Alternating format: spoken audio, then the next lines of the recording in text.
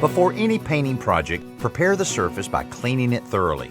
This garage door has some alligatored paint, so we're sanding those areas smooth first. Remove any sanding dust with a damp rag before applying the base coat of the wood grain kit. A sash brush works well for the edges, grooves, and corners of the panels. A small roller covers the wider areas more quickly.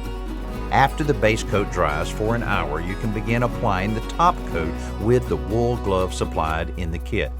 This coat is a darker glaze that does not fully cover the surface, so it leaves a somewhat streaked appearance that simulates wood grain.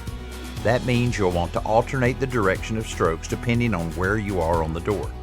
The long horizontal pieces get horizontal strokes, while the short vertical pieces that separate the panels get vertical strokes. Keeping the intersection of these lines clean can be difficult with the wool glove, so we're switching to a sash brush for the second coat of the glaze.